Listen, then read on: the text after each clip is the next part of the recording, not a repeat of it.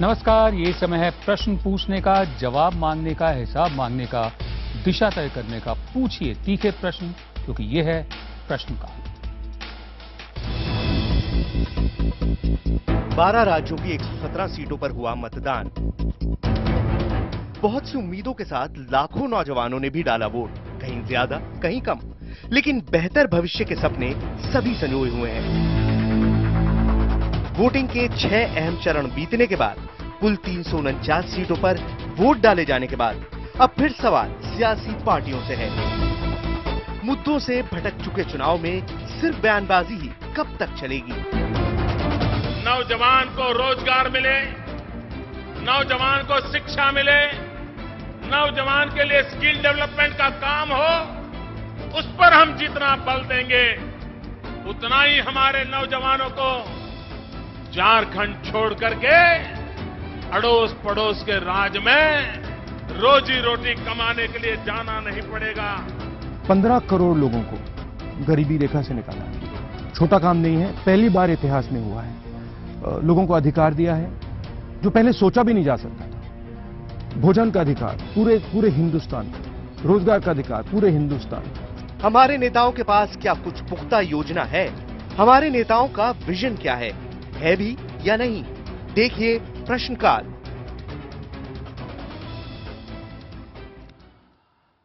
अलग अलग news channels की हेडलाइंस आज चीख चीख कर हमें बताती रहीं कि 117 सीटों पर मतदान चल रहा है और लड़ने वालों की किस्मत ईवीएम में कैद हो रही है। मुझे पूरा यकीन है कि हमेशा की तरह न्यूज चैनल्स ये भी कहेंगे कि अब तक कुल 349 सीटों पर वोटिंग हुई है।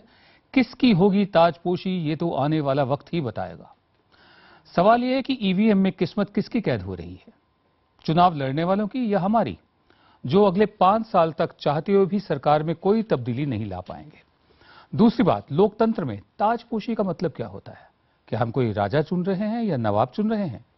हम अपने वोट के जरिए अपना नुमाइंदा चुन रहे हैं जो हमारे पैसे पर अपनी जिंदगी जीते हुए हमारी सेवा करे, हमारी बेहतरी के लिए कदम उठाए, देश से फिरका परस्ती को मिटाए, भ्रष्टाचार हटाए, नौजवानों के लिए रोजगार के नए नए मौके बनाए। लेकिन इन चुनावों में नेताओं और पार्टियों की तरफ से ऐसी कोई कोशिश देखी है आपने जहां सियासी पार्टियां सरकार चलाने के अपने अपने रोड मैप को लेकर जनता के सामने आई हैं? मैंने नहीं देखी। देखा तो नेताओं का अहंकार, उनके जुलूस, और सुना तो उनके भड़काने वाले भाषण, जिसमें जैसा कि हम कहते आए हैं, भेड़िया, गुंडा, बदले की आग, बोटी बोटी कर दूंगा, इंसानियत का कातिल, कातिल और शैतान, खूनी हाथ, आदमखोर, पाकिस्तानी एजेंट, दानव का प्रवचन, गाड़ दूंगा जैसी जुबान का इस्तेमाल होता रहा। इसी से पैदा होता है आज का विषय, सांप्रदायिकता, भ्रष्टाचार या पहले रोजगार। और इसी से निकलता है आज का सवाल, क्या पार्टियों के पास सरकार चलाने का कोई रोड मैप है? आप अपनी राय हमें एसएमएस के जरिए भी दे सकते हैं। टाइप करें VKPY या VKPN और मैसेज करें 51818 पर। मेरे और आपके सवालों का जवाब देने के लिए प्रश्नकाल में हमारे साथ खास मेहमान हैं गुड़गांव से जाने माने अर्थशास्त्री मोहन गुरुस्वामी और मुंबई से वरिष्ठ पत्रकार सिद्धार्थ भाटिया। आप दोनों का स्वागत है, बहुत बहुत धन्यवाद। चर्चा शुरू करते हैं। पहले दर्शकों की राय और सवाल लेते हैं। जयपुर से नावेद खान ने सवाल पूछा है, सुनते हैं नावेद का सवाल। मेरा सवाल ये है कि सभी राजनीतिक दल आज हिंदुस्तान में जाति के नाम पे, धर्म के नाम पे, समुदाय के नाम पे वोट मांग रहे हैं, लेकिन सभी को समान अधिकार देते हैं। वो रोजगार के नाम पे वोट क्यों नहीं मांगते? हमको रोजगार देने का वादा क्यों नहीं करते? वो क्यों प्लान नहीं बताते वो क्या करेंगे हमारे लिए? मुंबई से बिजनेसमैन विजय कुमार शुक्ला फोन पर अपनी बात तो उन्होंने कही है। आइए सुनते हैं उन्होंने क्या कहा है। मेरा मानना यह है कि पहले रोजगार मुद्दा होना चाहिए। बाकी चीजें, अगर रोजगार मिलेगा आदमी को तो आदमी के पास टाइम रहेगा और चीजें करने के लिए। इसलिए सबसे पहले जो मुद्दा होना चाहिए वो रोजगार का होना चाहिए। जी सिद्धार्थ, मैं आपके पास आता हूं। सबसे पहले मुंबई से सिद्धार्थ भाटिया हमारे मेहमान, दोनों की आपने बात सुनी। एक साहब का कहना है कि नेता लोग या पार्टियां रोजगार के मुद्दे को लेकर जनता के सामने क्यों नहीं जाती? कभी मंदिर लेकर जाती हैं, कभी और कुछ लेकर जाती हैं। और इनका कहना है कि अगर रोजगार मिलेगा तो अपने आप बाकी समस्याएं दूर हो जाएंगी। यानी सांप्रदायिकता, भ्रष्टाचार, रोजगार, अगर प्राथमिकता के लिहाज से देखें तो ये दोनों मान रहे हैं कि रोजगार ज्यादा जरूरी है। आप क्या कहेंगे? देखिए, रोजगार जो शब्द है उसको यूज बहुत लोग कर रहे हैं, ऐसी बात नहीं है। दूसरी बात यह है कि काफ़ी इकोनॉमिक पॉलिसीज आती हैं जिनसे रोजगारी बढ़ती है, जैसे कि 204 के आसपास हम देख रहे थे, उससे पहले भी कि आईटी इंडस्ट्री काफ़ी बढ़ गई, तो रोजगार बहुत बढ़ी, कॉल सेंटर्स, आईटी, नए नए अपॉर्चुनिटीज आए, तो ऐसा नहीं है। लेकिन चुनाव में पॉलिटिशियंस को एक तो पता चल गया है कि कास्ट लेके जाओ या जाति या रिलीजन लेके जाओ तो लोगों को उत्साह ज्यादा होता है, ऐसा उनको लग रहा है। अब आप एक बात देखिए, जो एक बड़ी पार्टी जो चैलेंज कर रही है वो अपना मैनिफेस्टो भी इतनी लेट लाए, उसका मतलब ये है कि उनको लगता है कि हमारे जो ये बड़े प्लान है, आर्थिक प्लान है, उनमें कोई दम नहीं है। वो देखा जाएगा, वो तो ऐसे बाय द वे भाई निकालना पड़ता है तो निकाल दिया, लेकिन दूसरों को भड़काने से वोट ज्यादा मिलेंगे। और वो एक जो अभी की पार्टी है वो अपने आप को डिफेंड करी कि हमने ये किया वो किया, अब वो भी उसमें आ गए हैं। तो रोजगार जैसी जो चीजें हैं जिनको हम ब्रेड एंड बटर इश्यूज कहते हैं, उनको खाली दिखावे के लिए है, लेकिन ज्यादा उत्साह वो पैदा करते हैं इन चीजों से। देखिए सिद्धार्थ, ये उनको लगता है, जी, मुझे लगता है कि बदल गया। जी, हमें ये लगता है कि ये चुनाव वैसे तो विकास के मुद्दे से शुरू हुआ, फिर और दूसरे मुद्दे भी जुड़े इसके साथ, लेकिन ये चुनाव अपने रास्ते से भटक गया, पटरी से उतर गया, बात उसी पर ही आ गई जो आप कह रहे हैं। जात पात पर बात आ गई, गाली गलौज पर बात आ गई, एक दूसरे पर निजी हमलों पर बात आ गई। इसलिए हम ये कोशिश कर रहे हैं कि जितना भी वक्त बच गया है, अभी भी वक्त रहते हम मुद्दे बार बार लाते रहे। आगे बढ़ते हैं। मुंबई से बिजनेसमैन साबुल ने फोन पर अपनी एक बात कही है, आइए सुनते हैं साबुल ने क्या कहा है। अगर सांप्रदायिक में कोई अगर ध्यान नहीं दिया जाएगा तो भ्रष्टाचार और रोजगार में कोई फायदा नहीं होगा। दिल्ली से छात्र मुकेश कुमार ठाकुर ने अपना सवाल पूछा है, सुनते हैं मुकेश का सवाल। मैं देश के नेताओं से पूछना चाहता हूं कि वो हमारे लिए, हमारे जो लाइफ के बेसिक्स हैं उनके लिए वो क्या कर रहे हैं। हमें ना तो साफ पानी मिलता है पीने के लिए, ना हेल्थ फैसिलिटी मिल पाती है, केवल पॉलिसीज में दिखाई जाती है, लेकिन जब हम जाते हैं तो बहुत दिक्कतों का सामना करना पड़ता है। जी सिद्धार्थ, एक बार फिर मैं आप पर आता हूं। लोगों की जो ख्वाहिशात हैं वो ये है कि मतलब हेल्थ सर्विसेज अच्छी हों, रोजगार मिले, और जो साबुल साहब तो उनका ये कहना था कि जब सांप्रदायिकता ही खत्म नहीं होगी तो रोजगार का क्या फायदा। हर कोई अपने धर्म में चैन से, शांति से इस देश में जी पाए, जब यह संभव नहीं हो रहा तो फिर रोजगार नहीं, पहले सांप्रदायिकता हटाई जाए। यहां थोड़ा शिफ्ट उन्होंने किया है।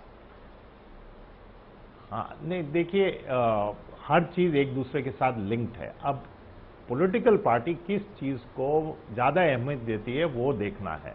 आपने सही कहा कि शुरू में डेवलपमेंट की बात हुई, लेकिन वो डेवलपमेंट अब ऐसे लगने लग गया है कि वो डेवलपमेंट एक मुखौटा था जिसके पीछे अब ये नई नई चीजें जैसे गिरिराज सिंह वगैरह, तोगाड़िया वगैरह के बयान निकलने लगे हैं।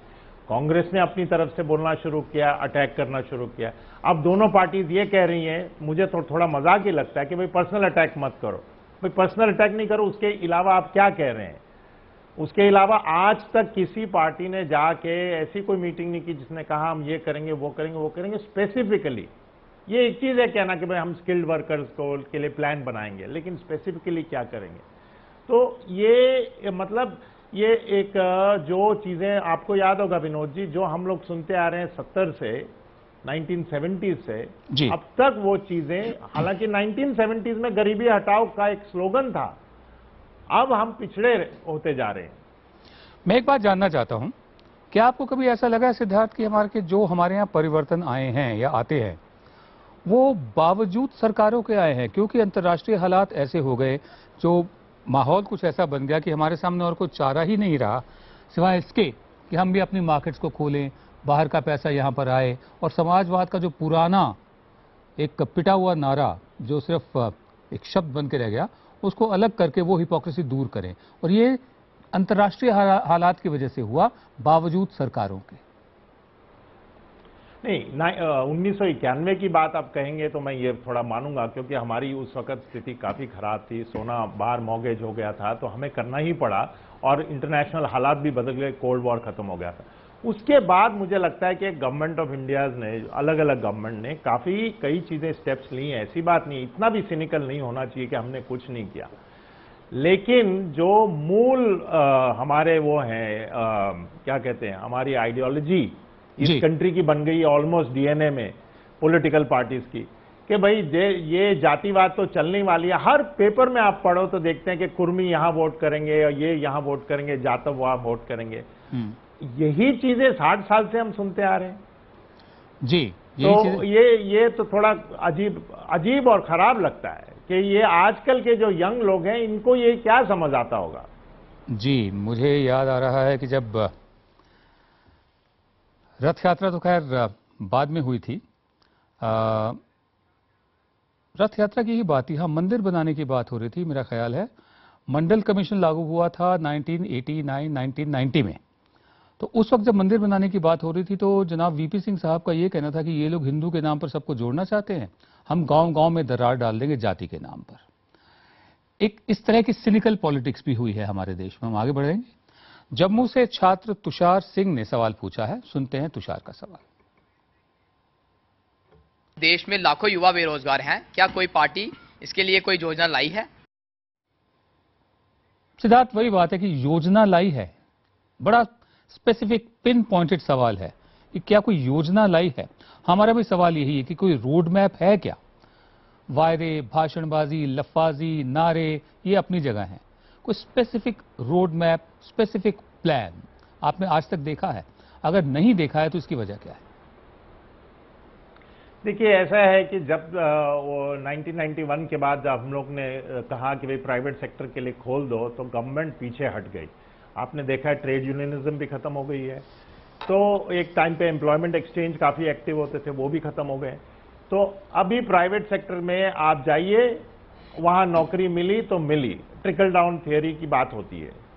तो गवर्नमेंट ने क्या किया है? नरेगा किया है, मैं मानता हूं, लेकिन जो शहरों में रहने वाले यंग लोग हैं, जो पढ़े लिखे हैं, उनको कहा गया है कि भाई पढ़ो लिखो, नौकरी मिली तो मिली, हम इकोनॉमिक पॉलिसीज करेंगे।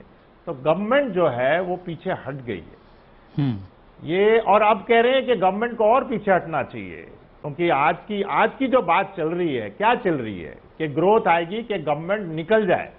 और ये मेरा मानना है कि बहुत डेंजरस चीज है जी। डेंजरस क्यों? हर जगह दुनिया में डेंजरस इसलिए है क्योंकि हर जगह कई चीजें ऐसी होती हैं जिनको गवर्नमेंट को सेफ्टी नेट बनाना चाहिए। आप किसी भी वेस्टर्न कंट्री में जाएं तो गवर्नमेंट सेफ्टी नेट हमेशा देती है कि भाई आपको नौकरी नहीं मिलेगी तो हम आपको इतना तो मिनिमम देंगे ही नहीं। ये यहाँ पे गांव में चल रहा है नरेगा में, लेकिन शहरों में नहीं चल रहा, और ये बहुत डेंजरस चीज है मेरे हिसाब से।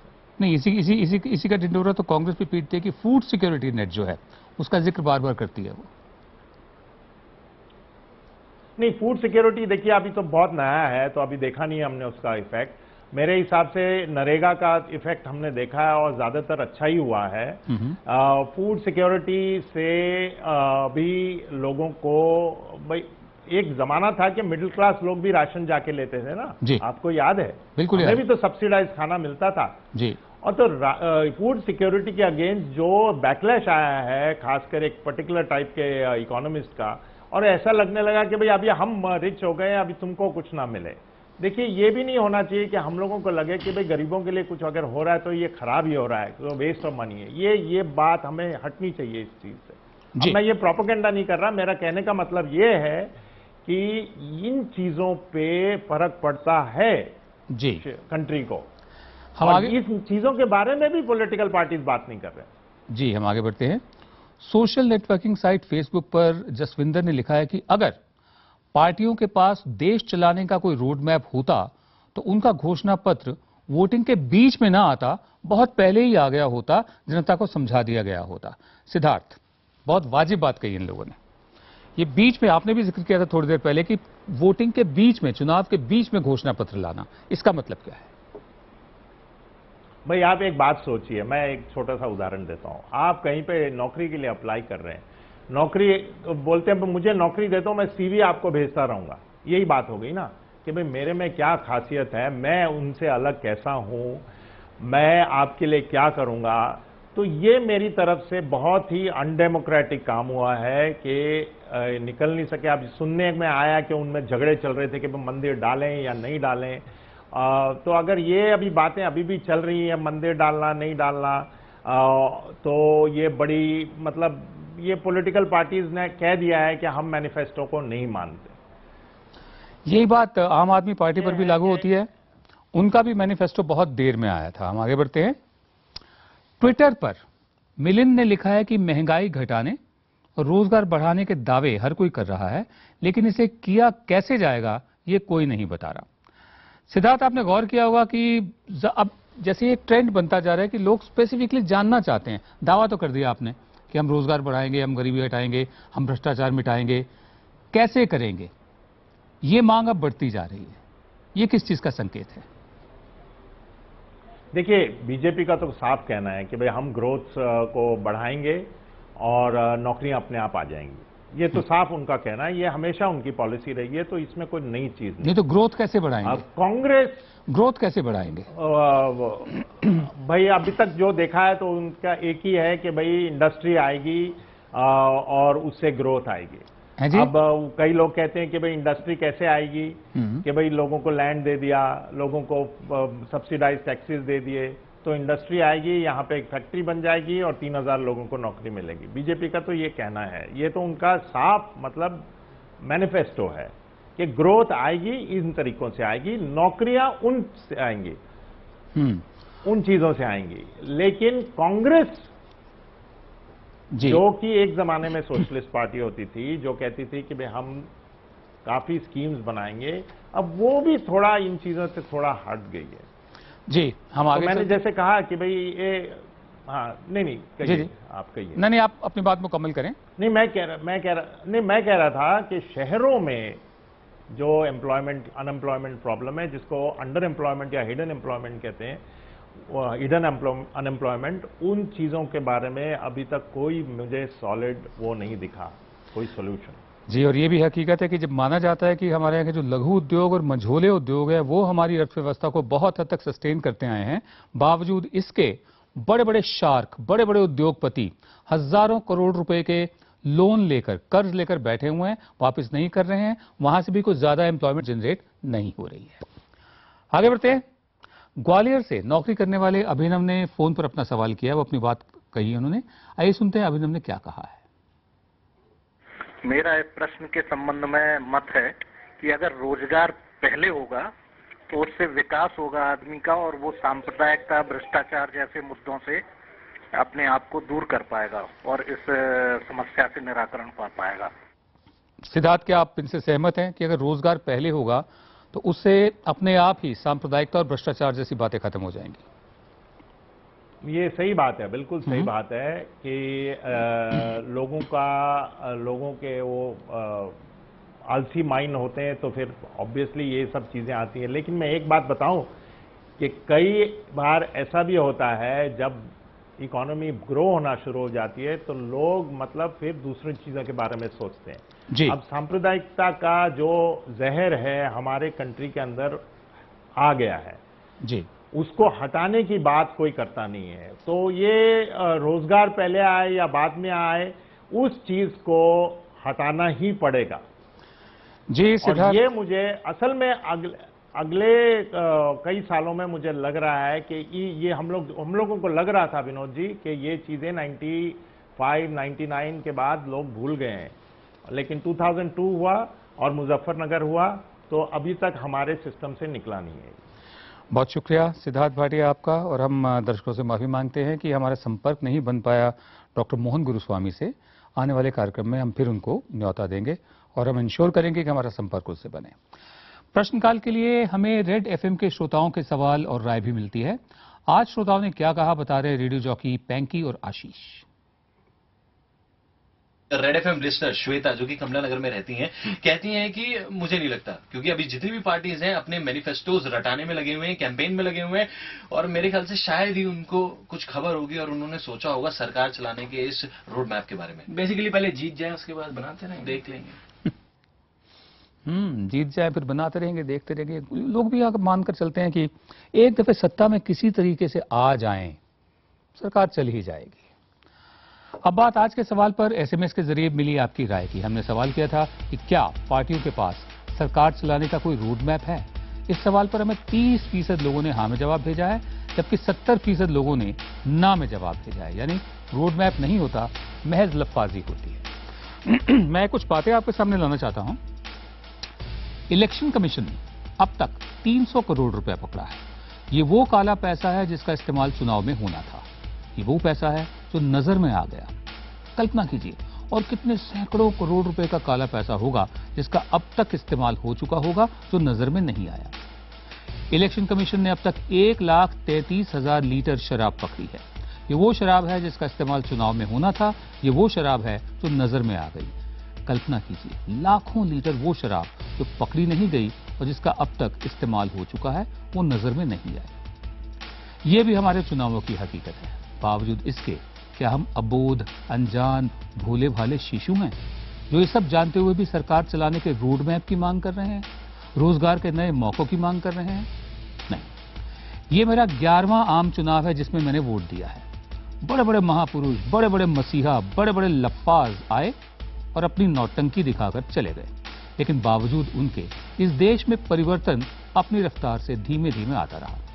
इसलिए जरूरी है कि जब तक मौका है, जब तक चुनाव है, नेताओं के सिर पर बैठकर उन्हें लगातार याद दिलाया जाए कि हम आपकी भाषणबाजी में, आपके काले धन में, आपकी लाखों लीटर शराब में बिल्कुल भी इंटरेस्टेड नहीं है।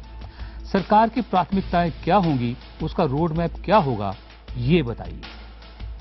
ये था आज का प्रश्नकाल। अब अगले सोमवार को रात 8 बजे फिर मिलेंगे कुछ तीखे प्रश्नों के साथ, जिनमें से सिर्फ एक प्रश्न हमारा, बाकी सब आपके होंगे। नमस्कार।